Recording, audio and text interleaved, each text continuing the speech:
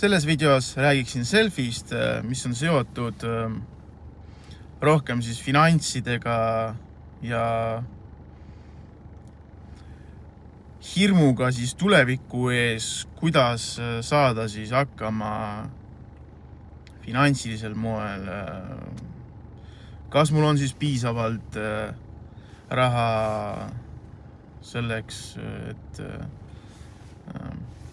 et elada ja teha kõike seda, mida mul vaja teha on. Ja see self ise põhineb ikkagi hirmul nagu siis kogeda olukorda, mis on olnud minevikus ebameeldiv, et kui sul pole nagu olnud piisavalt finantsi selleks, et ma ei tea, kas siis, et osta siis söök poest või siis maksta mingid arved, eks ju. Ja see self on selline olnud ka samamoodi hästi tugev minu elus ja jällegi selle selfi alguse saanud kuskil kaugel minevikus, aga märkama ma hakkasin seda selles elus nii-öelda ja tänaseks olen nagu siis teinud sellega tõsiselt tööd ja põhimõtteliselt lahti lõiganud ennast sellest selfist. Ja põhimõtteliselt ikkagi alguse saab see kõik eraldatusest, kus kohas mul ei ole nagu teadlikku teadmist sellest, et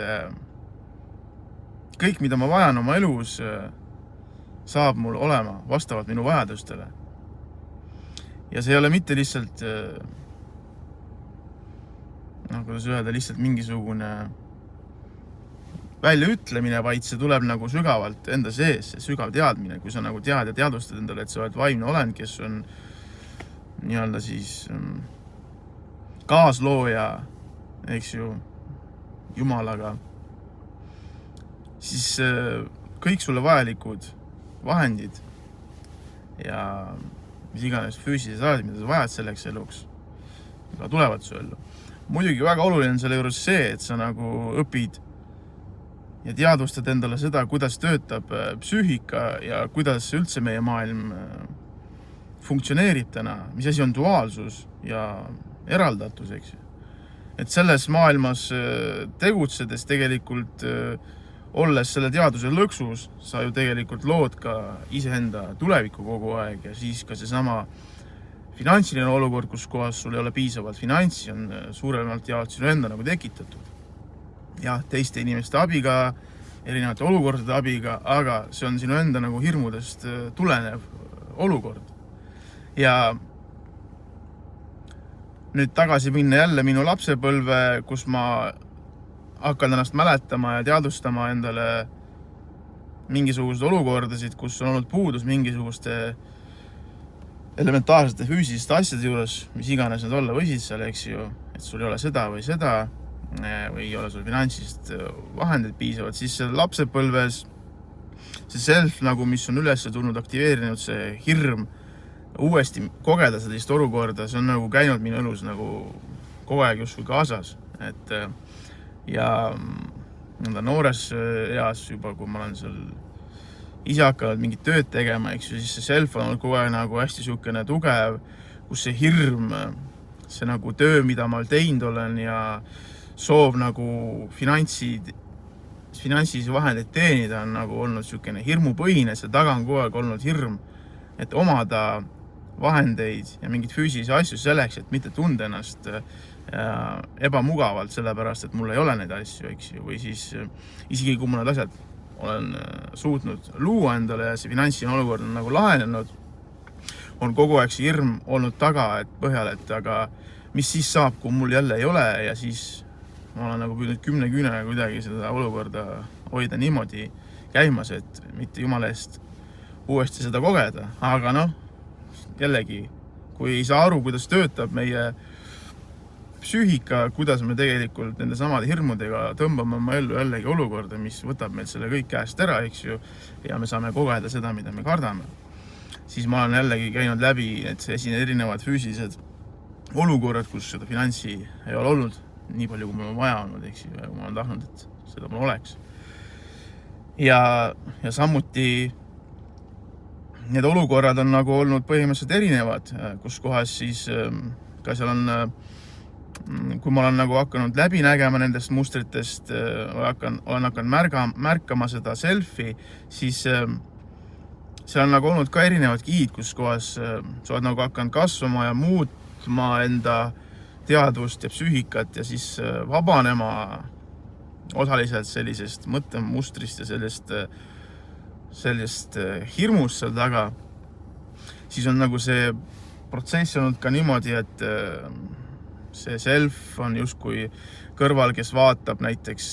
sinu kulutusi, kuidas sa kulutad, kui palju maksab see ja kui kallis on see ja kas sul ikka on piisavalt vahendeid selleks, et seda endale lubada, siis ta nagu kogu aeg nagu kõrval justkui nagu raamatupidaja mingisugune, siis ütleme nii, et kogu aeg püüab kalkuleerida ja kuidagi seda nagu siis justkui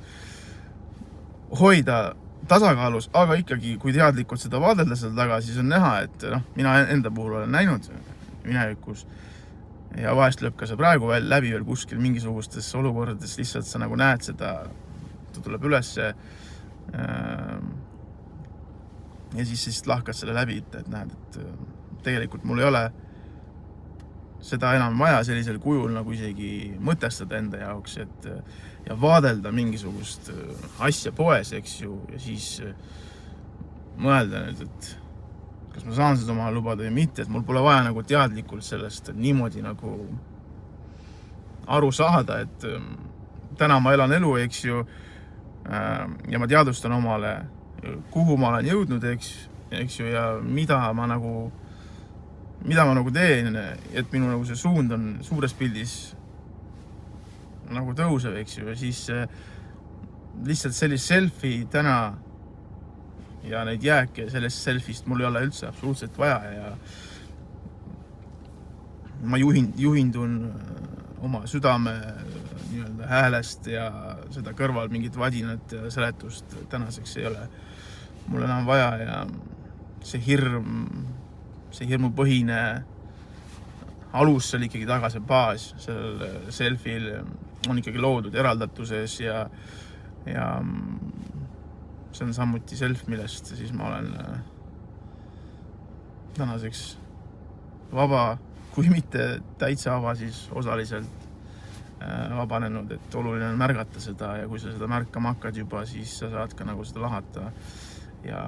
sellest lahti lõigata. Muidugi ma kasutan ka nagu erinevaid vaimseid praktikaid ka, et siis